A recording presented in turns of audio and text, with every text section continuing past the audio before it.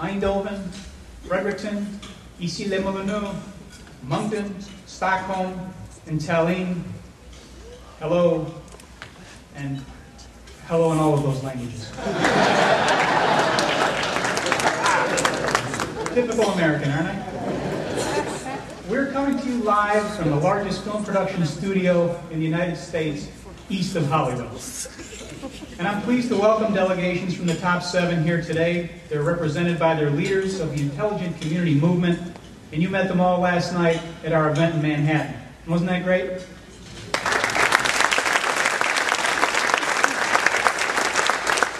A very special welcome to all the IC alumni, including representatives from previous recipients of our awards, and special welcome to previous intelligent communities of the world, Glasgow, Gangnam, Taipei, and Waterloo, all here. And a very special welcome to our friend, Premier Sean Graham of New Brunswick, and his wife, Roxanne. Welcome.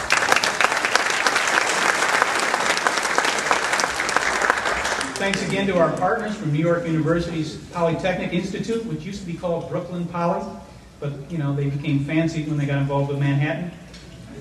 President Jerry Hulton, and of course the School of Innovation, Technology, and Enterprise, which is led by Professor Mel Horwich.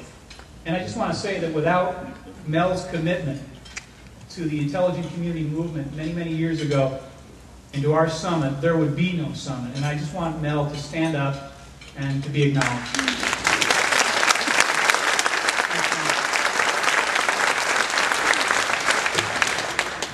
And finally, thanks to Korea Telecom, KT, for their support for this lunch. If you want to see broadband work full speed, go to Korea and check out KT. I don't want to slight anybody around here, but they make the Roadrunner look like roadkill. Let me tell you what we're going to do over the next 40 minutes or so. And I also want to welcome the international media who are here from all around the world. Over the next couple of minutes. Wow, that's the first time politicians have ever clapped for the media. We must be bringing the world together.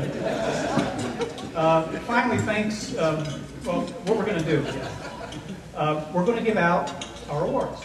First, we're going to give out the Intelligent Community Visionary of the Year Award. And then we're going to give out 3 other awards. A surprise unveiling. And not the type that's legal in Amsterdam. More sedate version, a very important one. And then we're going to award the Intelligent Community of the Year. And as I always do when I'm doing something important and something that requires effort, I call on my partners. So I'd like to welcome the chairman and fellow colleague here at ICF up to the stage, John Young.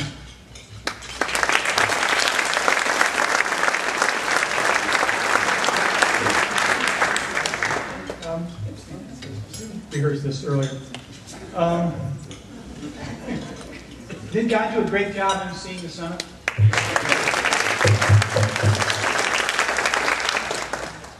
Okay. John's going to help us hand out the awards.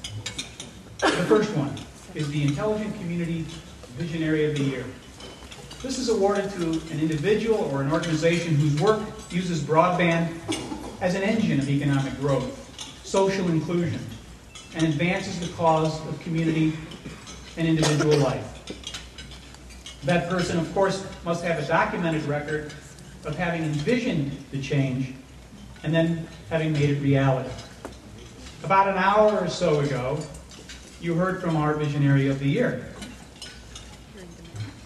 What remains remarkable to me is how in the world he knew all that stuff 20 years ago.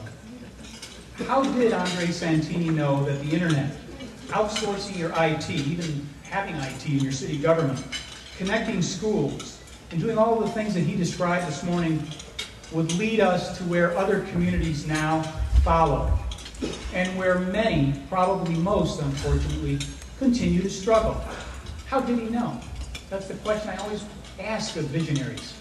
How do they know that the future is going to look like it does? How did Pope Julius II know that Michelangelo was his man? But he did, and the result was one of the spectacles of human history. Closer to home in our movement, how did Mike Lazaridis and Jim Balsillie of Waterloo, two guys who were practically dropouts, know that advice named after a fruit would transform human productivity so that we can make calls from our vacation homes? But more importantly, transform the way that we approach work and life. How do they know? In the end, it may be about algorithms, the sheer force of will, having the money to do it, timing, all that stuff. I'm still skeptical. It's probably true. But I think that in Mr. Santini's case, I think it was all about the art of the possible. He saw the fresco that could be made, and it was called Ici les Moineaux, and he found the people to paint it. That's vision. That's leadership. And he has led EC, to a great place. And I encourage any of you to go there, not that you need an excuse to go to France. But he has defined the broadband economy for us, and he defined it long before we could write it down and tell you today what it's about.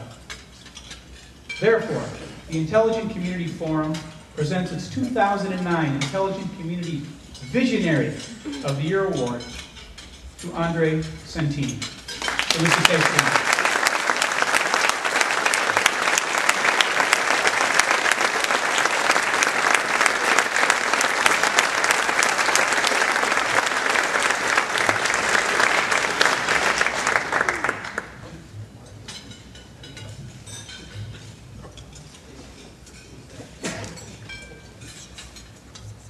Mr. Mayor, you succeed the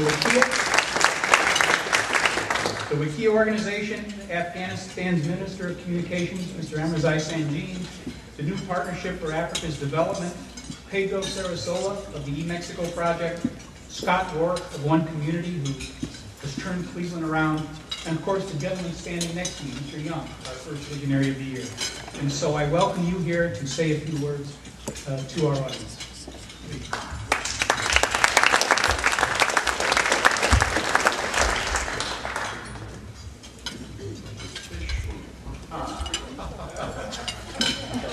We know that in France because of our president.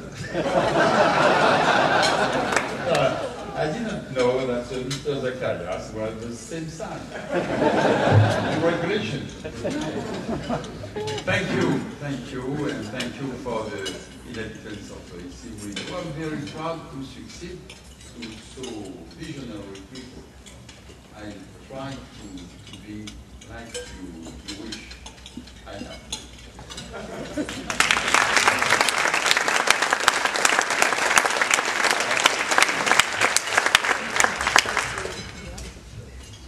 Thank you, Mr. Santini, and I don't really need this thing. I just did it to remind you of Napoleon.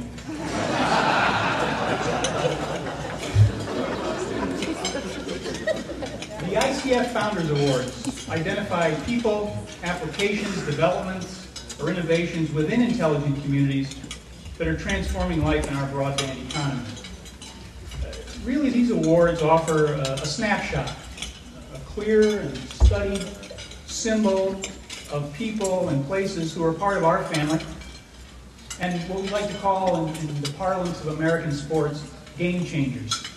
People who are going to put something new into the world, something that's positive, something that's exciting. The awards are selected exclusively by the three of us, the founders of ICF, with no outside counsel or committees, no New York lawyers, none of that stuff, no juries. We each choose one based on our observations or on-site visits or things that we have studied and that just really relate to us personally. And we don't even discuss it because we'd argue about it for 3 days, but they are uniquely our own. And so before I hand out our Founders Awards, I'd like to welcome up my third colleague, my friend, Robert Bell.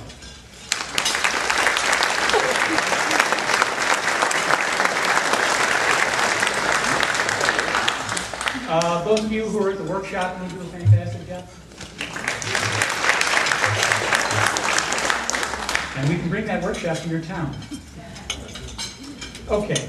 This year, our Founders Awards represent a unique group, the administration of a young governor in Asia, a place that's a distressed community in a nation that is generally prosperous, who's been at this for a long time, and is helping people through it. And the third, to a veteran politician, here a famous politician, in a county known for its rough and tumble politics and not necessarily for its technical prowess.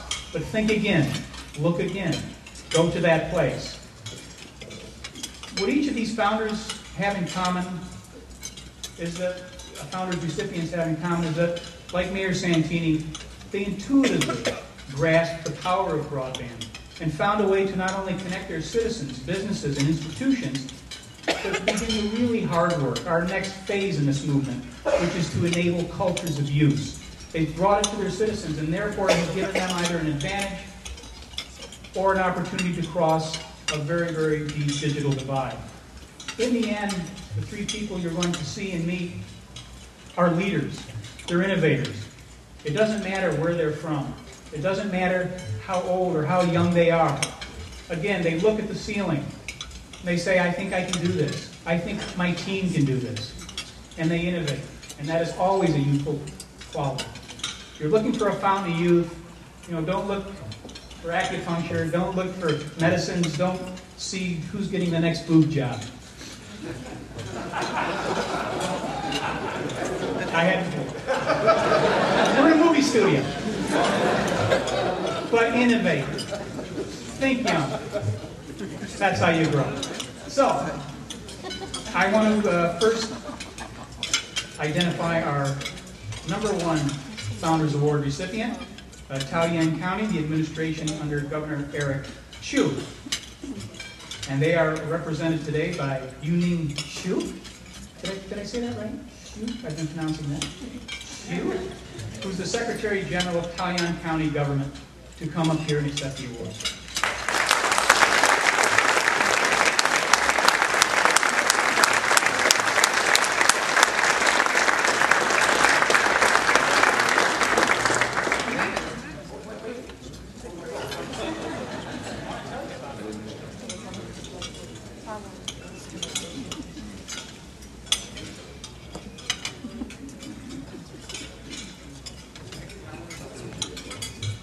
I want to give you a little bit of information about Taoyuan and the county administration while we're having some pictures taken.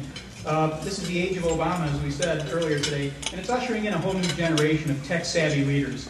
Taoyuan's youngest magistrate, Governor Chu, has led the nation's second largest prefecture for the last 8 years. If you don't know that place, there's a population of 2 million and an annual budget of about 1.5 billion US. Yet they still retain their unofficial title as the Kingdom of Flowers. And in the past 6 years, 20,000 businesses have been created there. And that ripple effect, that culture of use, has created 23 industrial parks and continues to generate innovative processes and new wealth to stimulate a local broadband economy. I particularly commend Taoyuan and the public administration for deciding to continue to invest significantly in infrastructure despite this global economic slowdown. That's an act of courage, that's an act of leadership, and it's going to pay big benefits. We also recognize their Aerotropolis project, which is following a 3-phase strategy, but the bottom line is that they're using broadband to integrate a comprehensive range of services for a growing aviation industry, expediting freight forwarding and customs clearances in a group of free zones there. And so what they're doing is just completely transforming the way they're going to deliver the goods and services from that industrial zone out to the rest of the world. So they're looking for logistics efficiencies, and they're using broadband to do it. There's an awful lot more that they're doing. They're covering 52 of 61 remote counties. We talked this morning about how important that is. And so for that and much, much more, Taoyuan receives our first Founders Award, and I would like to ask Ms. Xu to come up here and meet the audience.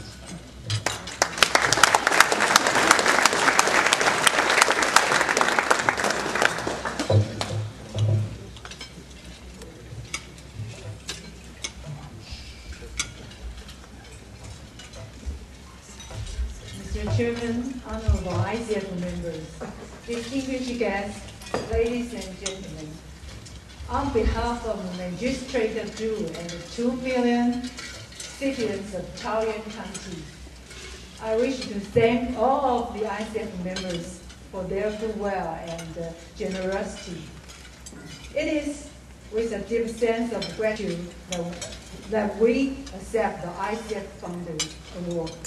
The award is not only an honor, but also an inspiration and a stimulus for government and business leaders who aspire to play decisive roles in the broadband economy. At the beginning of the new millennium, when Dr. Zhu was elected as magistrate of Taoyuan County, he was faced with a great many economic challenges. Among many of his solid policies, Taoyuan County government started developing broadband economy with electronic technology usage community, moving forward to mobile and ubiquitous technology usage community.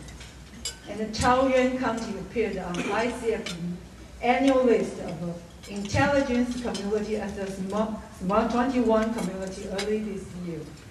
For the past 7 years, Taoyuan County has come up as a leading industrialized region in Taiwan.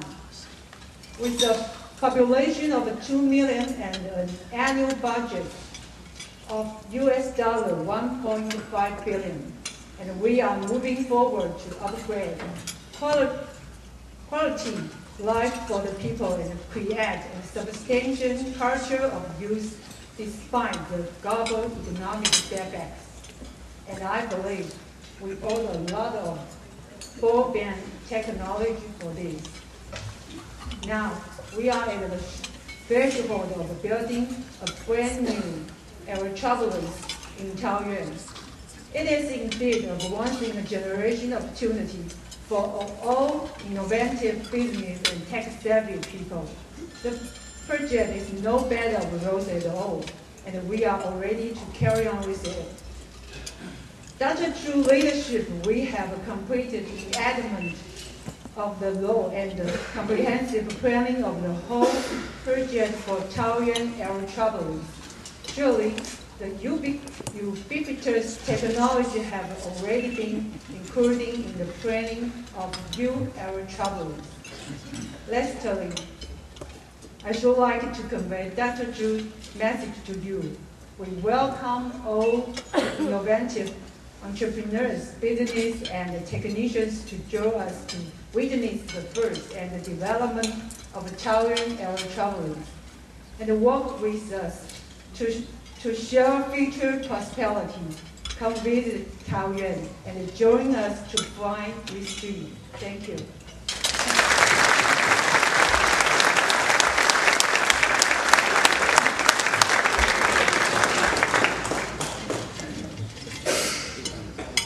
Congratulations, Ms. Xu. And after states, when she and Ms. Xu arrived, they told us about how long they work, how many hours, and it was just, it was just staggering, humbling. And the first words out of my mouth were, "Geez, please go to Bloomingdale's, relax. You're working too hard." Congratulations. Our next award was chosen by Robert.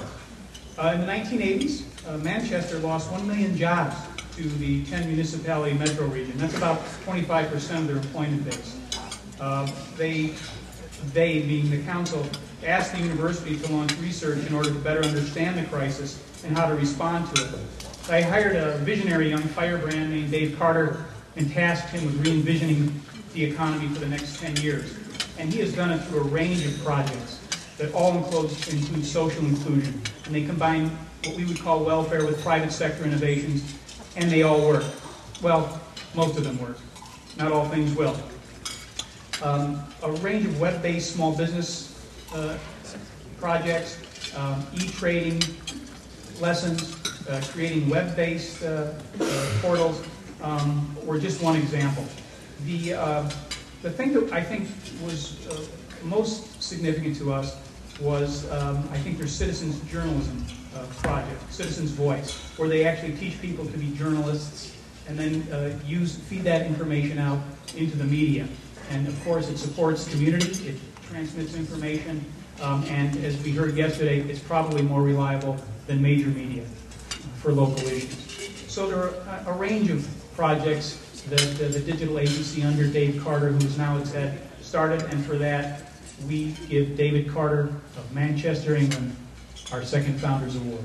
David?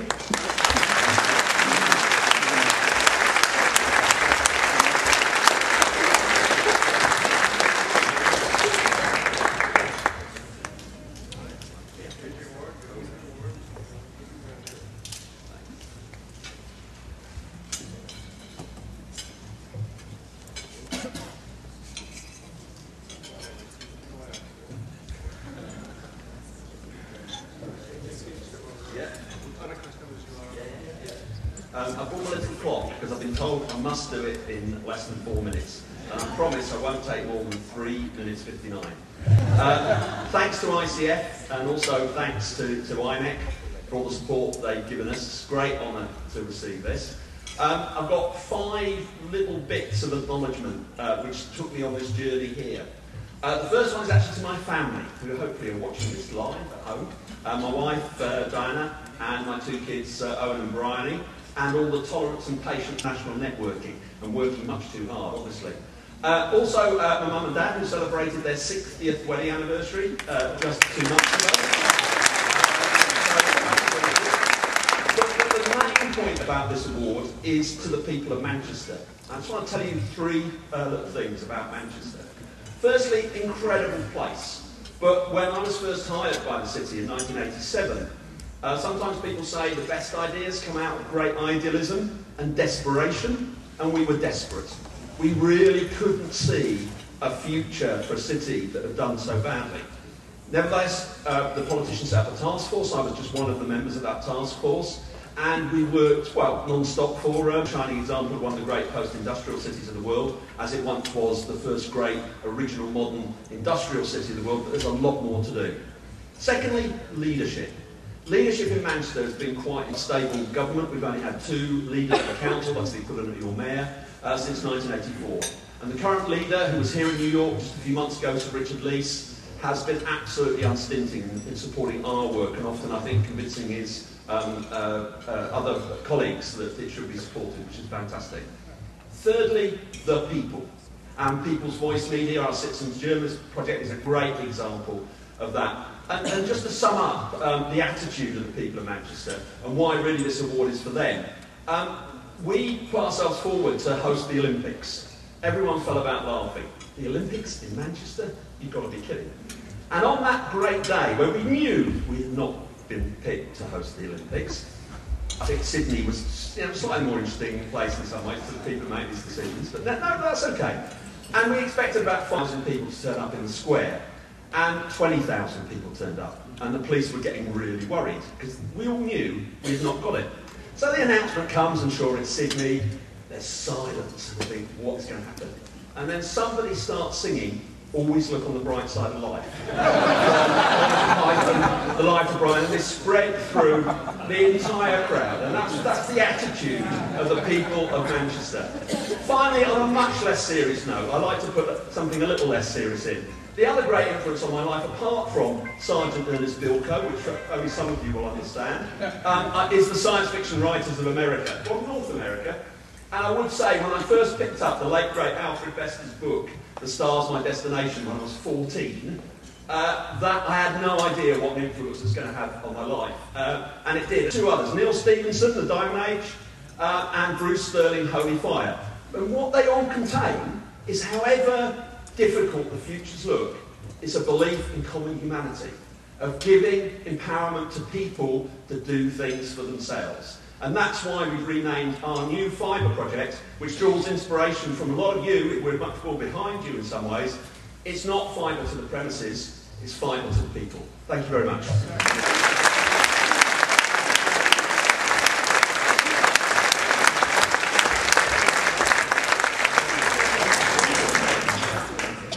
Thank you, Dave. You know, you've written your own chapter today. Congratulations.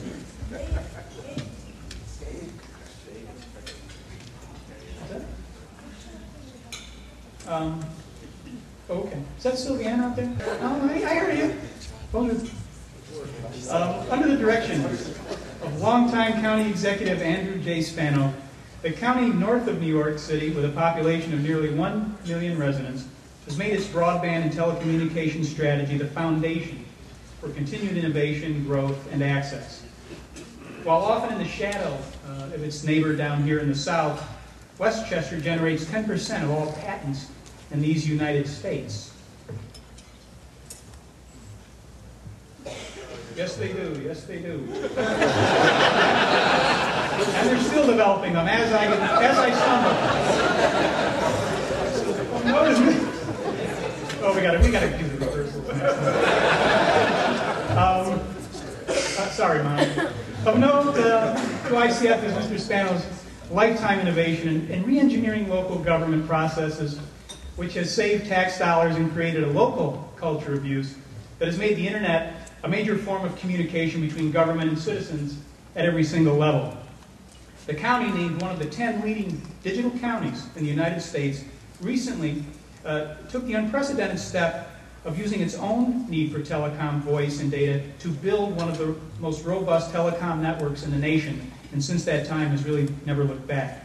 Through the help of a company that built the network, Optimum Lightpath, and I'm pleased that they're one of ours, over 800 miles of infrastructure connect 3,500 businesses and over half of Westchester's 43 very, very highly diverse municipalities. It is really a snapshot of modern America. Their portal has become the digital voice of local government as it serves the people. And I think at the end of the day, if you look at Andrew Spano's career, it's really those last few words: to serve the people. He's found the broadband economy, he's found the digital age, and that is why he's successful, and that is why he's the recipient of ICF's third Founders Award. And I'd like to welcome him up. Mr. Andrew Spano.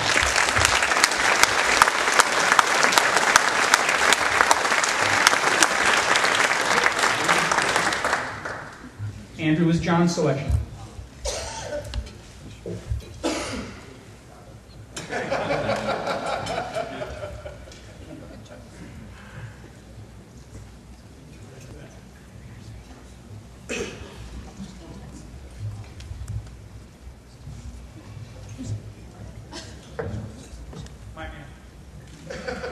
I feel good this way. Let me say this. I'm honored to be in the company of David Carter and Governor Chu, who is really not here. But I met him a while ago. We had a morning together in my office. He's really visionary. I'm sorry he's not here personally. When I started this, by the way, did you call me? What did you call me? Call me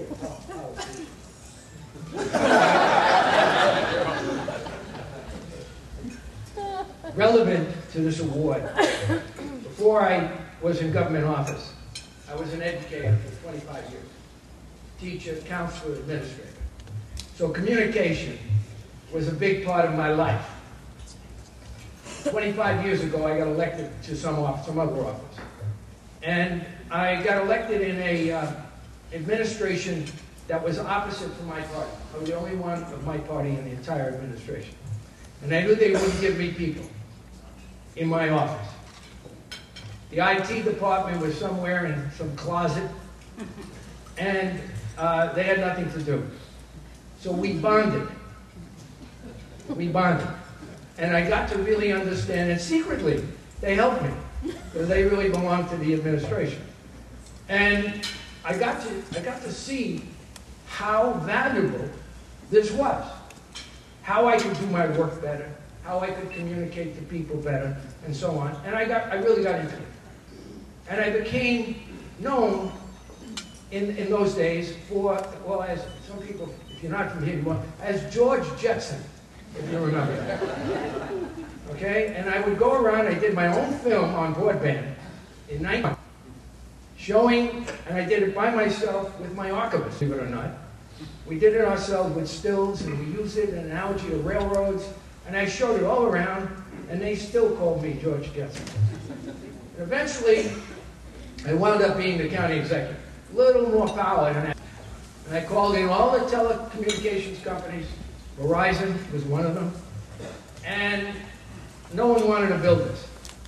They wanted to build it in the corridor where I had all the Fortune 500 companies. So did everybody else. But I needed it up and down. And I pulled my CIO in, who I had created. Not from birth, just for that.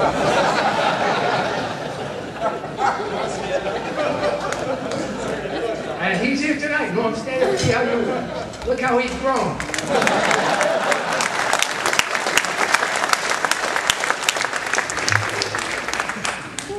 And we figured out how to do it without we aggregated a customer base of $50 million with the county IT, all the county telecommunications budget. And we talked to the hospitals, we talked to the other governments and so on. And then we said, whoever builds this for us will get us as a customer $50 million. We had 20 companies come up to the plate. We chose one, they built it to our specs. It now has 1,700 miles in Westchester County, 3,500 companies involved, and is a basis for a lot of our economic development. We can light people up right away, and it's very robust. It also has decreased the cost of government. I've added 5 departments and reduced my staff by 150 since 10 years ago because of all this. Even the internet site and our westchestergov.com just won a state award, and 5 million visitors a year. The productivity has increased because of that. So this basis has been incredible. And now it's a basis for communication, not only within Westchester, but throughout the world. And that's why I love this organization. I think it promotes that kind of communication, that kind of camaraderie, and I think we need that. There are people who still don't believe in this, you know. They still don't believe in this. Thank you very much for this award.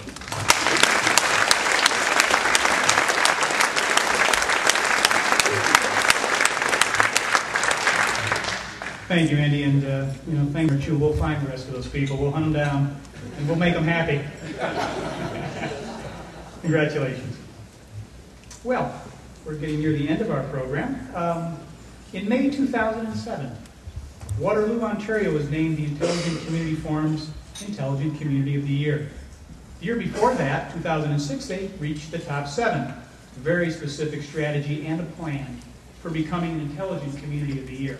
I could just sense that the wheels were turning up there. You get a sense about the way they're working you, that they want to do this. And it was just very much in my mind. Well, they became that, as I said, in 2006. The plan was not so much to get an award, because they seemed very happy to be in the top 7, but to continue to be a part of a growing community of intelligent communities. That was actually their agenda. And as they succeeded as a community, so they would further succeed, their feeling was, if they worked together with others and form and be part of a community of communities. And it's not unusual that they would be that. They're barn raisers. It's part of their tradition there. And I never quite got that until after they were named Intelligent Community of the Year. But now, as you know, Mayor Halloran is is the chair of our new Alumni Association, and Waterloo and the Intelligent Waterloo Committee remain engaged in ICF in a way that is helping us grow and do the things that Mr. Spano just talked about. Well, this year they worked with our colleague and staff person, Tamara Bond, to do something very generous. They said, you guys need to upgrade your trophy a little bit. And I said, oh my God, they're going to try and give me a Stanley Cup.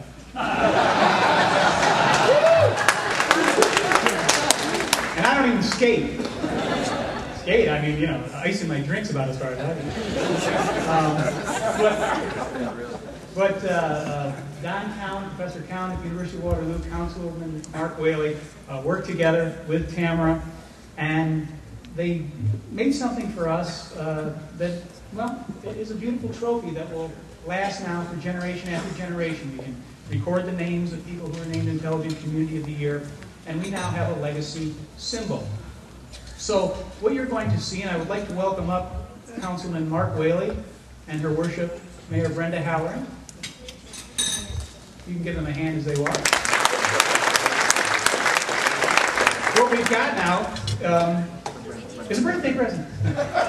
It is a trophy, and it is a gift from the Intelligent Waterloo Committee, made up of volunteers from all sectors of that community, and the key word is volunteers. The award, I'm told, acknowledges its collaborative nature and the innovative spirit of one of the world's great communities. 115,000 people producing 10% of all publicly traded companies on the Toronto Stock Exchange. I could go on and on and on.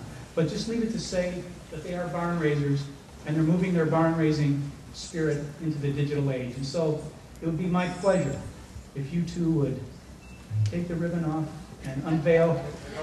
Yes. And as Groucho Marx said, I mean that in the nicest way. And show us our new trophy.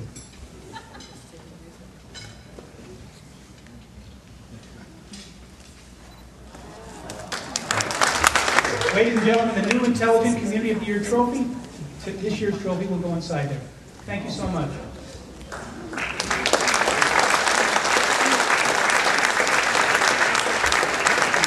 Very nice. And the names of previous Intelligent Communities of the Year are on there. We've never seen it.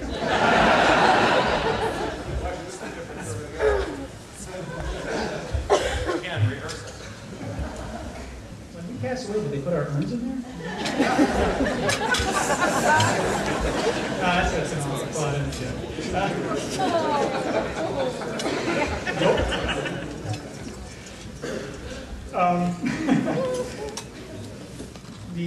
The process of becoming the Intelligent Community of the Year formally begins in the summer with the submission of a nomination or nominations generated by the Intelligent Community Forum.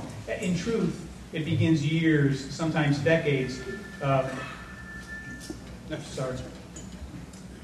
Yep. Yep. Yes, ma'am. I thought, but I'm working. Okay. My mother, she said to congratulate the top 7 and to thank Research in Motion for sponsoring our alumni dinner.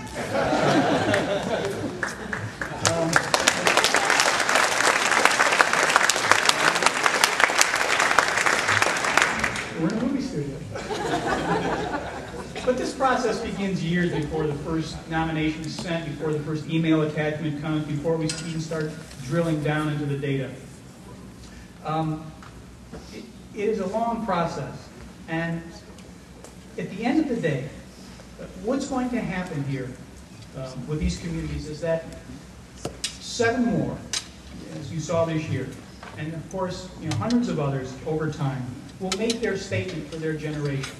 I'm reminded all the time when I'm here that where we're standing is where 70,000 people used to work 24 hours a day from February 1941 until the summer of 1945, building ships for the American and the Allied forces. And I'm always reminded as well that the battleship Missouri was built right here. For those of you who are students of world history, World War II history, the Missouri is where General Douglas MacArthur accepted the surrender of the Japanese Empire, ending World War II and starting a new era, one that we have enjoyed as children of those great people. We have an obligation in our generation to do something great.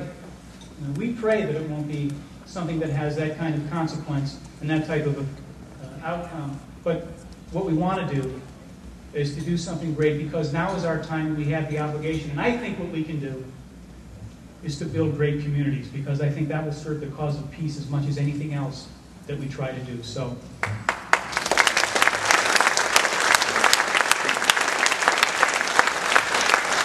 that is why we honored the 7 as we did last night. And speaking of that, people always ask me, the first question I always get is, why 7? Why not 10 like Letterman? Or a dozen like a baker's dozen? And we're never going to tell, right? It's a secret. But here's what I say. I said, human beings make more lists of 7 than any other number. Think about it for a second. And I said this in different places. There are 7 deadly sins. And I saw all of them committed last night at the Time Warner Center. Getting into cabs. There are 7 wonders of the world, 7 liberal arts. Our friends from Tricola know there were 7 sages of ancient Greece, 7 virtues, which I get to see practiced here. And if we are highly effective people, we have 7 habits. And of course, in one famous account, it took 7 days to make the world. Actually 6. But, you know, I'm Italian and I consider rest work. The world has added many more lists of 7. The 7 wonders of the industrial world, the 7 wonders of the underwater world. And in true American style, USA Today offered a list of the new 7 wonders of the world in 2006, the new 7 wonders.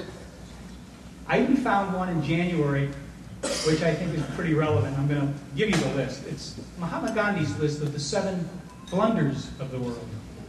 This list bears repeating. Wealth without work. Pleasure without conscience. Knowledge without character. Commerce without morality. Science without morality.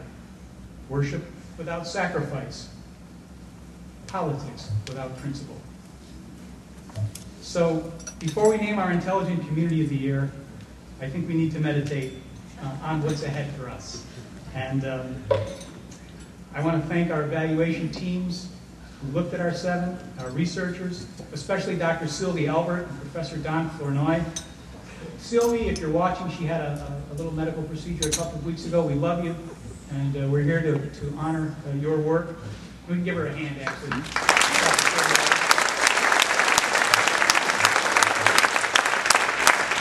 Thanks also to the quantitative assessment team led by Rebecca Hassana over in India, who continues to explain the Wharton School method of hierarchical analysis to me. Robert understands it. That's not too good. And we appreciate her work. And finally, thanks to our international jury of voters, several of whom are in the room today, for patiently plowing through the material and collectively making a very, very tough decision that has brought us once again from the jurists after they vote. And this was the year when I was hearing things like, this is like roulette. Any of these 7 could come up and be the Intelligent Community of the Year. This was the hardest decision I've ever had to make. One person said, I just admire all of these 7. I don't even want to make this decision. I don't know how to make this decision. We were getting things like that, but you know, there are 70 of them, and they really bear down and do it. And I really want to applaud them for taking the time.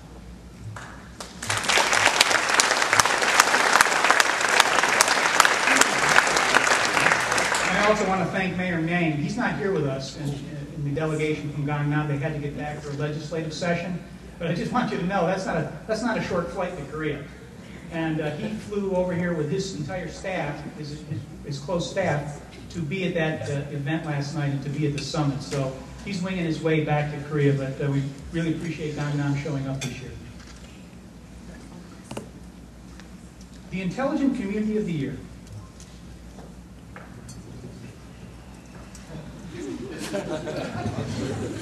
Always required. Is given to a city, a region, town, or village with a strategy and programs for creating a digital age economy. The community uses information and communications technology in ways which constitute, in our view, the world's best practices. There are thousands of communities in the world. There are hundreds who want to become intelligent communities, who apply, who contact us, who send us information. Remember this. Only 7 get invited to New York. I wish I didn't have to do this. But in alphabetical order, I'm very proud to tell you that they are Bristol, Virginia, United States of America; Eindhoven, Brainport, the Netherlands. You can applaud.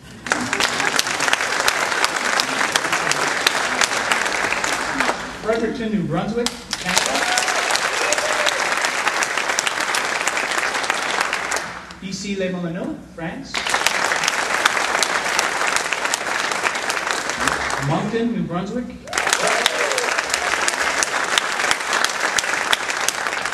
Tallinn, Estonia.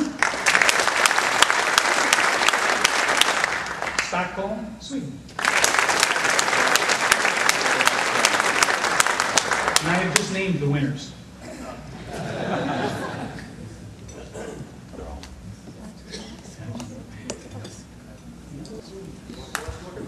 I think so. Okay. Sure. Okay.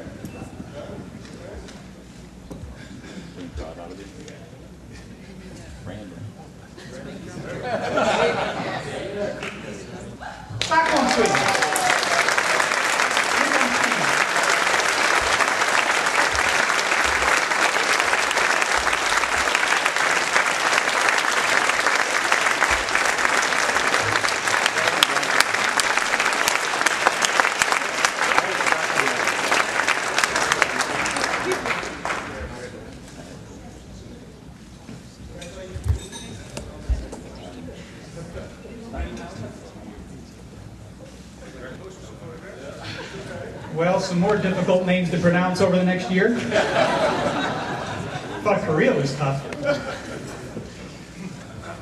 You are a community that has methodically and substantially redefined the possibilities of urban community living.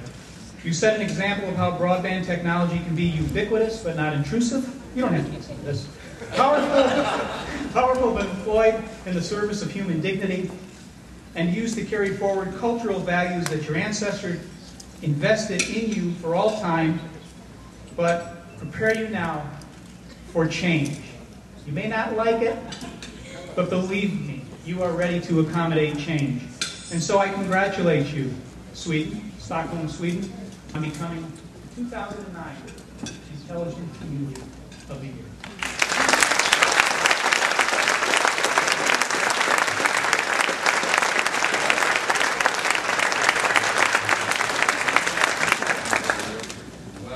We have two in here who could get good use of this one. Please stand up. Well, thank you so much. Thank you so much. It's with equal shares of pride and humbleness. We thank you all for this fantastic award. Thank you as well for the great conference, extremely interesting discussions, extraordinary personal meetings during these few days. And we bring back this award back to Stockholm as a boost of inspiration to what's going on back home and what will go on in the coming few years. We might have done pretty well so far, but we have a few things to achieve still. We have big and very interesting challenges ahead. There are so many things from the rest of the world we still have to learn. There are so many things in this room that can help us become much, much better. So we will need all this energy, and I make sure we will use it. Thank you very much.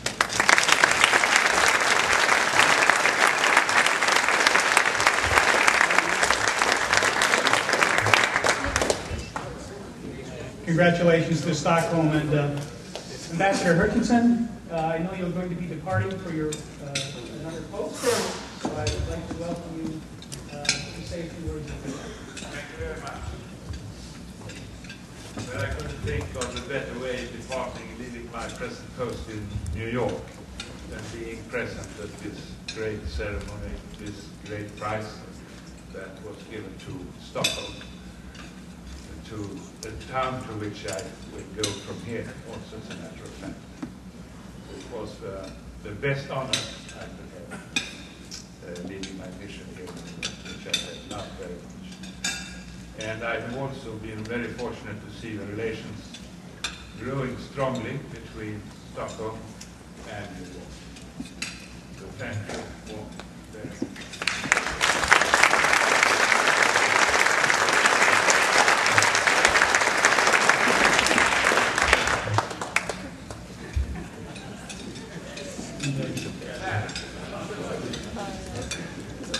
And Hannah, you put that in your bag.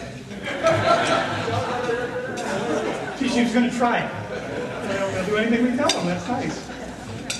By the way, for those of you who received awards, Tamara Bond has boxes for you to put them in so that they're safe and secure while you travel. So Tamara will be up when we conclude here. I want to thank our friends of the forum, those financial supporters who made all of this happen, including KT. We do take Friends of the Forum contributions. It's how we keep going. We don't take money from national governments. Are you guys left me? Okay, we'll enjoy it. Our next event will be the Smart 21 announcement, which will be in Stockholm now in the fall. And then after that, the Pacific Telecommunications Conference in Honolulu in January. So finally, I would just like to thank my two colleagues and our remarkable staff, the ICF Summit team, Linda, Tamara, Randy, Orly, and all the gang who helped us. And thanks also to our volunteers. Special thanks to real good friends of the forum, Ann Kamen and the team at New York Brand Company. Without them, again, there were a lot of things that we would not be able to do. So I look forward to seeing all of you, perhaps in Stockholm in the fall, and perhaps also in Honolulu in January, and certainly back here next year in May.